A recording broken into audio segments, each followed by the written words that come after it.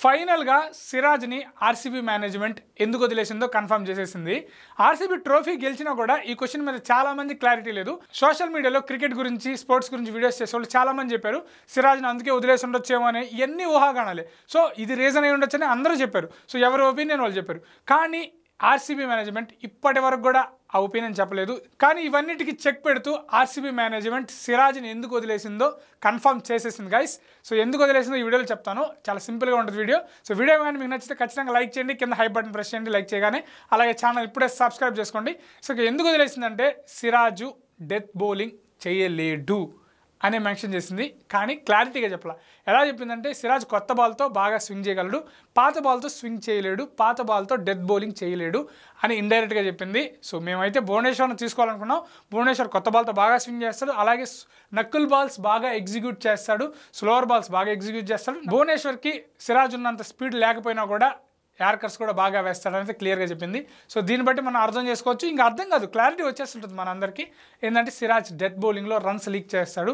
Chinnaswamy ground చిన్నది కాబట్టి అక్కడ సిరాజ్ బౌలింగ్లో ఎక్కువ రన్స్ లీక్ అవ్వడం వల్ల సో ఏదైతే క్లోజ్ మ్యాచెస్ ఉంటాయో అవి ఓడిపోతున్నాం. సో అందుకే సిరాజ్ మాకు సెట్ కాడు, మాకు అంటే ఆ చిన్నస్వామికి సెట్ కాడు, ఇంకొక మంచి బౌలర్ని తీసుకునే ప్రయత్నంలోనే సిరాజ్ని వదులుకోవాలనేది ఆర్సీబీ మేనేజ్మెంట్ చెప్పేసింది. సో ఇంతకుముందు కూడా 2025 ఛాంపియన్స్ ట్రోఫీలో కూడా సిరాజ్ పేరు లేకపోయినప్పుడు సిరాజ్ ఎందుకు లేడు అని ఒక క్రికెట్ జర్నలిస్ట్ అడిగిన క్వశ్చన్కి రోహిత్ శర్మ కూడా ప్రెస్ కాన్ఫరెన్స్లో, ఎప్పుడైతే 2025లో ప్రెస్ కాన్ఫరెన్స్ ఉంటుంది కదా మనకి టీం అనౌన్స్ చేసినప్పుడు, అప్పుడు రోహిత్ శర్మ కూడా సిరాజ్ కొత్త బాల్తో చాలా బాగా వేస్తాడు, పాత బాల్తో తను ఇంకా ఇంప్రూవ్ చేసుకోవాలి అని రోహిత్ శర్మ గారు కూడా చెప్పడం జరిగింది.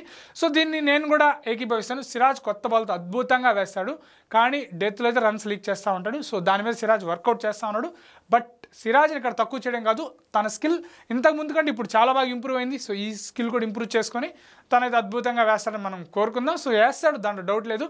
టెస్టుల్లో కూడా సిరాజ్ టాప్ బౌలర్, దాన్ని కూడా మనం యాక్సెప్ట్ చేయాలి.